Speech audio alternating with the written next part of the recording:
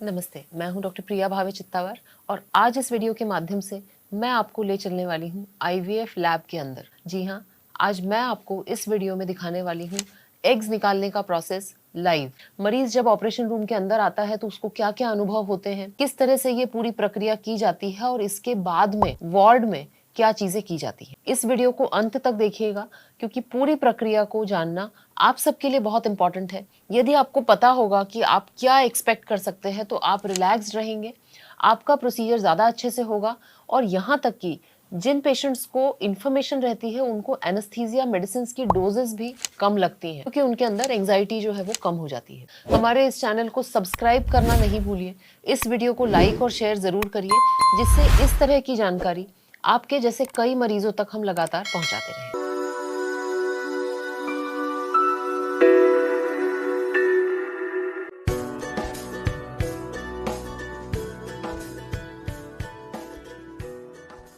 Egg retrieval का procedure ये एकमात्र ऐसा प्रोसीजर है पूरे आईवीएफ के जर्नी में जिसमें मरीज को भर्ती होना पड़ता है। इसके पहले तक आपका कामकाज हॉस्पिटल आके इंजेक्शंस लगवा के सोनोग्राफी करके आप घर जा सकते थे, परंतु एग रिट्रीवल के पहले आपको भर्ती होना पड़ता है। ये जो भर्ती होती है इसे हम डे केयर एडमिशन कहते हैं, यानी कि सुबह आपको भर्ती किया जाता है और शाम होते होते आपको डिस्चार्ज कर दिया जाता है। प्रोसीजर के पहले के 3 मुख्य प्रिकॉशंस जो है वो आपको लेने होंगे।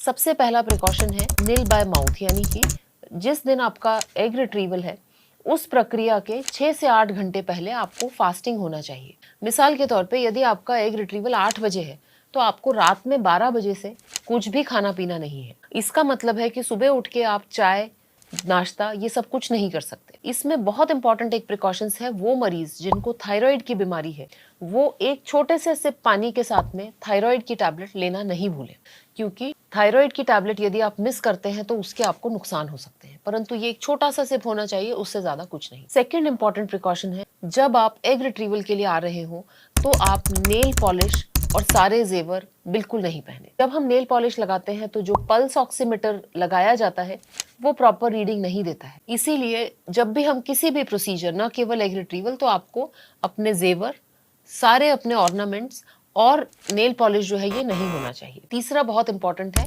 Part preparation. पार्ट प्रिपरेशन से मतलब है कि जो नीचे के अंग है वहां पर के जो बाल हैं उसको आपको क्लिप करना है। हम शेविंग नहीं रिकमेंड करते क्योंकि शेविंग से इन्फेक्शन के चांसेस ज्यादा हो सकते हैं। पार्ट प्रिपरेशन में हम हेयर क्लिपर से नीचे के बालों को ट्रिम करना रिकमेंड करते हैं और इन 3 प्रिकॉशंस के साथ आप आके एडमिट हो सकते हैं। जब आपका एग रिट्रीवल होता है तो आपको ऑपरेशन रूम के अंदर लिया जाता है। ऑपरेशन रूम में जाने के लिए आपको एयर शॉवर से गुजरना पड़ता है। एयर शॉवर यानी कि एक छोटा सा क्यूबिकल रहता है जहाँ पे कंप्रेस्ड एयर आपके ऊपर फेंकी जाती है और इससे जितने भी पार्टिकल्स आपके शरीर में है वो निकल जाते हैं। आईवीएफ लैब एक बहुत ही सुपर स्टराइल एरिया होता है और ये जो छोटे छोटे पार्टिकल्स हैं इनसे क्लीन होकर ही आप इसके अंदर एंटर कर सकते हैं। जब आप एंटर करेंगे तो आप पाएंगे कि एक मैट है जो कि चिपचिपा है, इसे स्टिकी मैट कहा जाता है।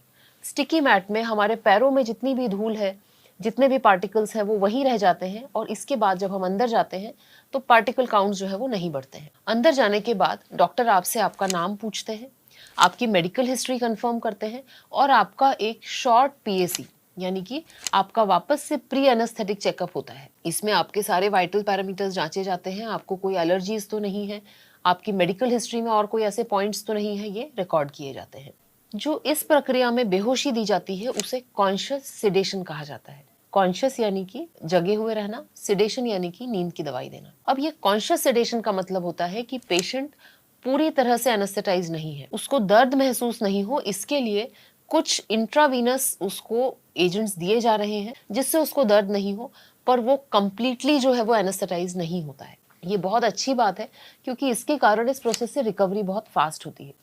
तो जब आप अंदर आते हैं डॉक्टर आपको इंजेक्शन लगाते हैं, उसमें से आपको इंजेक्शंस दिए जाते हैं, एक एंटीबायोटिक का डोज दिया जाता है और उसके बाद जैसी आपकी रोज सोनोग्राफी होती थी वैसी इंटरनल सोनोग्राफी की जाती है। इंटरनल सोनोग्राफी के प्रोब पर ही हम एक नीडल को लगाते हैं और वो जो नीडल है वो हर फॉलिकल के अंदर जाके उसमें से जितना भी फॉलिकुलर फ्लूइड है वो बाहर सक कर लिया जाता है।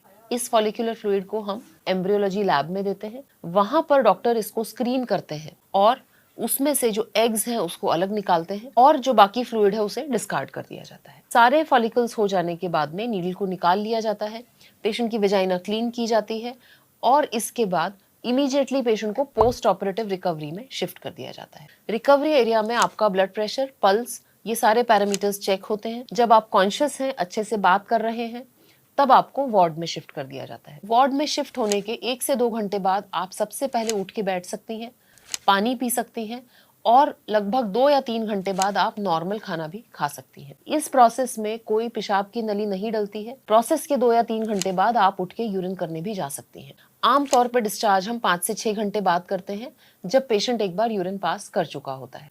ओवरऑल यदि आप मुझसे पूछें तो ये बहुत ही छोटा, बहुत ही सेफ और टोटली पेनलेस प्रोसीजर है। तो इसके बारे में किसी भी तरह की एंजाइटी आप मत रखिए। इस वीडियो के माध्यम से आपने ये जो सारी चीज़ें देखी, उससे आप समझ गए होंगे कि ये बहुत ही आसान प्रोसीजर है। इस प्रोसीजर के बाद बहुत महत्वपूर्ण है कि जो इंजेक्शंस आपको बताए गए हैं वो आप स्टार्ट करें। इसके बाद प्रेगनेंसी को सपोर्ट करने के लिए प्रोजेस्टेरॉन इंजेक्शंस लगाए जाएंगे।